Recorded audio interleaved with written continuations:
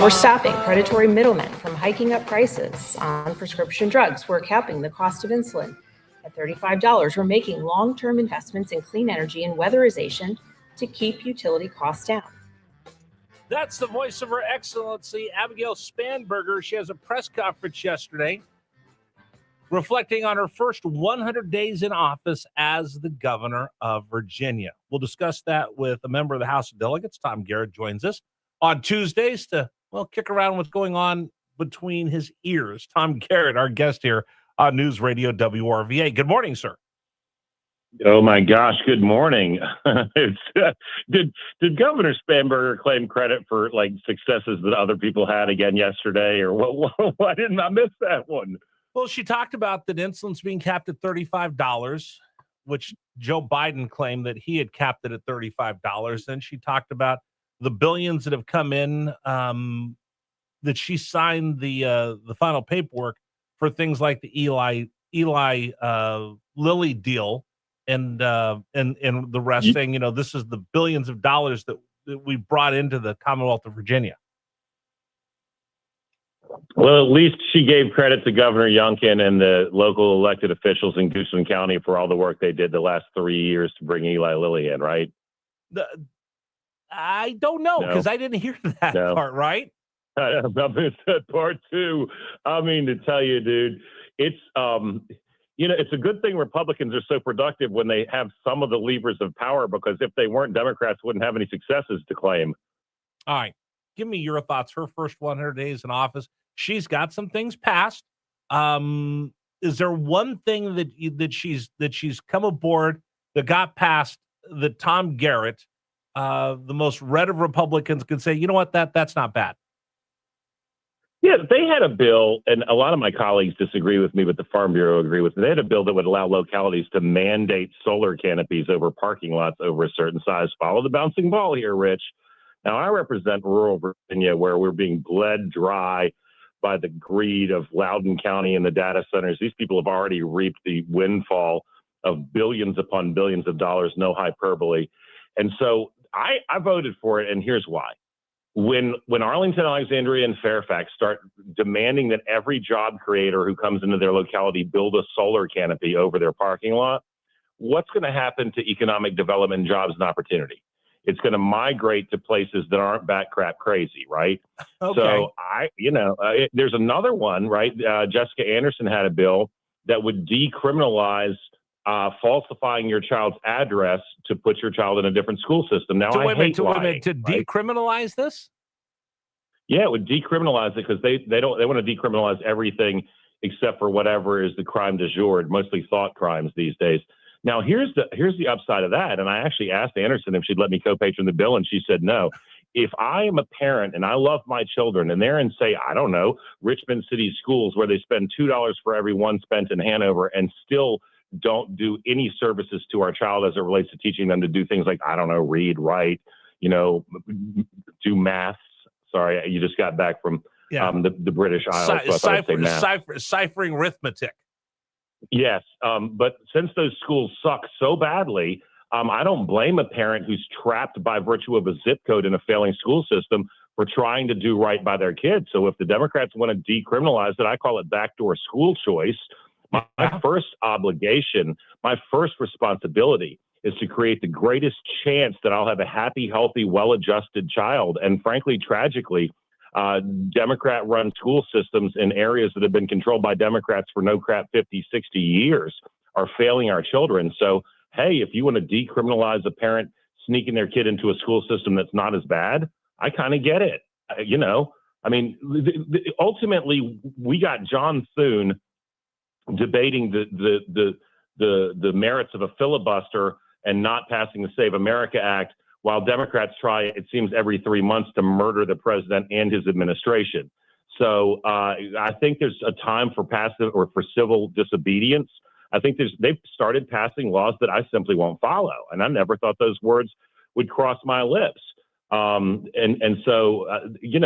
they've now enabled us to get our kids out of the failing school systems, the indoctrination mills that they've created, by saying, well, maybe it should be a civil penalty instead of a class 4 misdemeanor. I'm all in.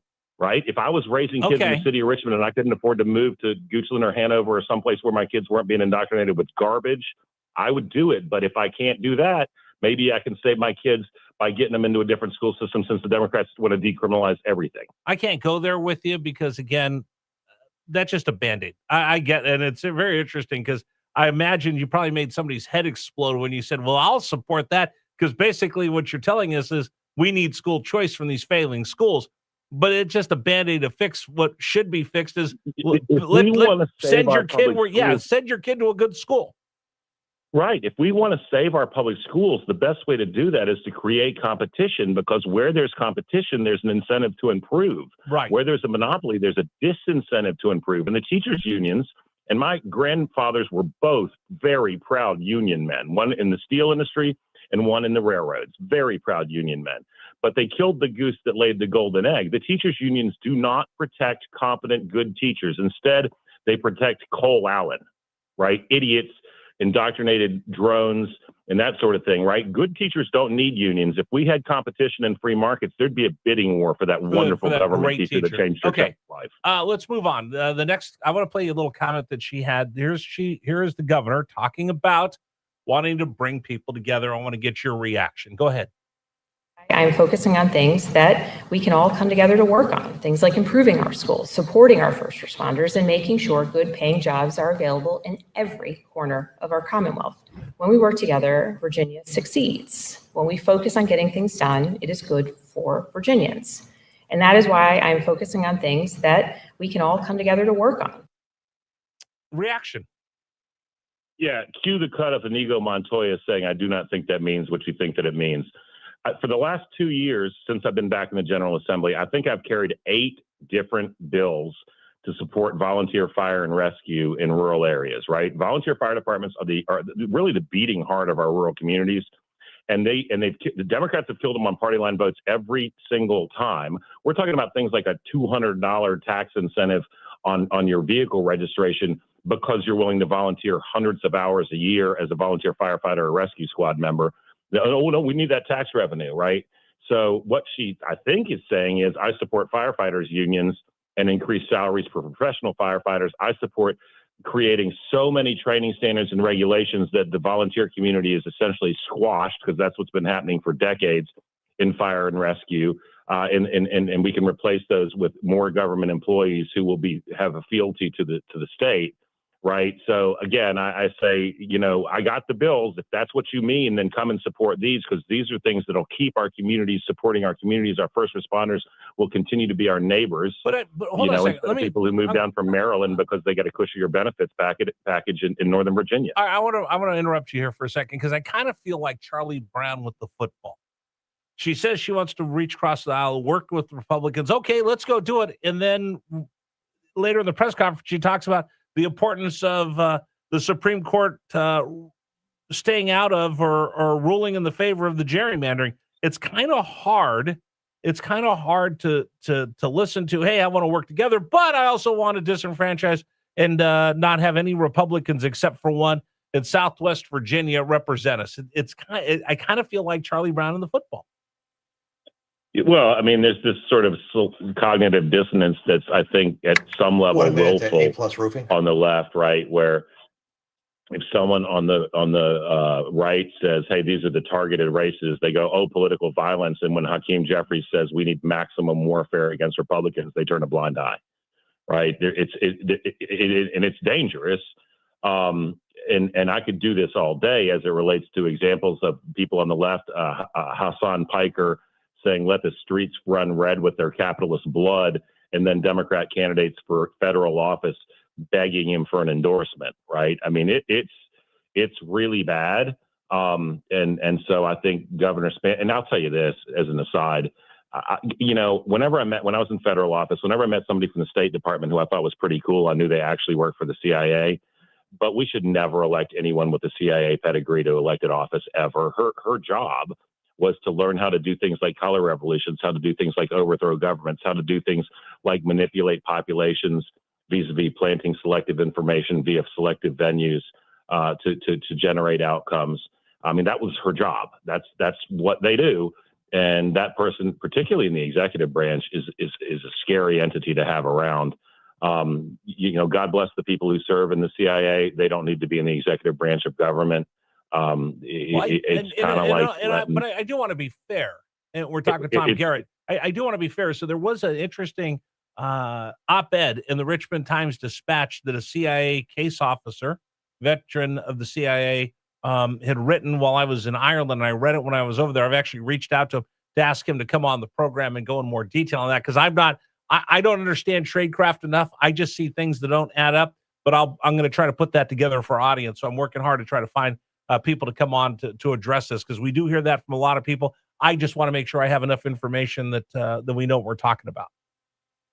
Well, the game is to get people to do what you want them to do without having them know that you got them to do it, right? And we're at a point in America right now. Like, if Donald Trump was a pedophile, don't you think that the party that impeached him 2 or 3 times, leveled a bunch of criminal charges against him without any merit?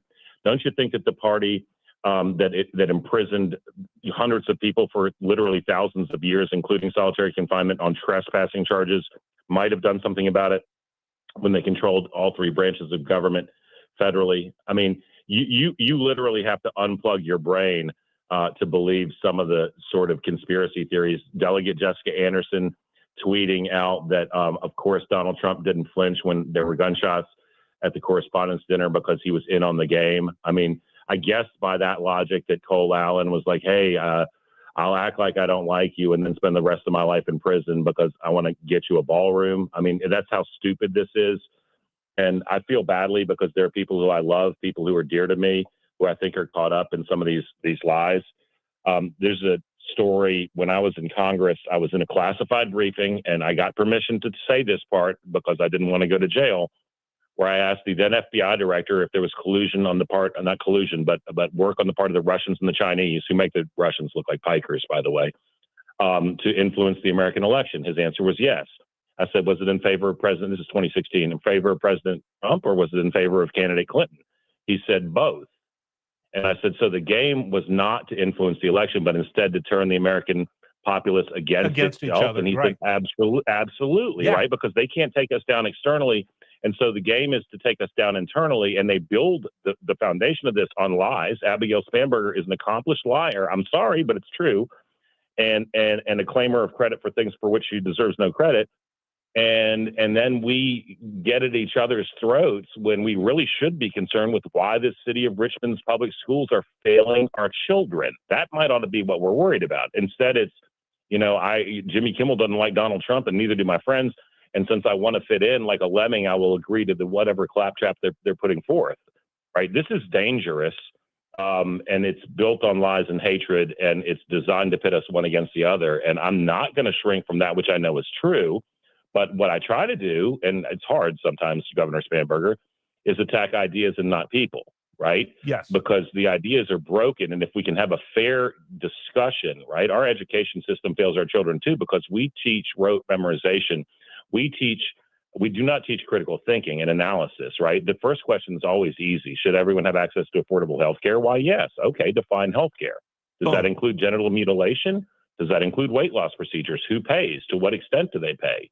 Is this administered publicly, or is this administered through the private sector, right? These are the questions that really get us down into how we make positive change. Meanwhile, Rahm Emanuel, Democrat, advisor to President Clinton and President Obama, I believe, is running for president. And his most famous quote ever is, never let a good crisis go to waste. These aren't the people that we want running our nation. 100%. 100%. Again, is if we just stop getting in each other's throats, maybe we get something done. Tom Garrett, thank you so much. People like you'd want to be treated and tell the truth, Rich. There it is. Show a little bit of Delegate grace. Tom Garrett on Facebook. If you're not following Delegate Tom Garrett on Facebook, you're doing it wrong, Rich. I will tell everybody, follow you on Facebook. All right, I'll talk to you next week. God bless you, my friend. All right, thanks. Tom Garrett joining us here, Delegate, member of the House of Delegates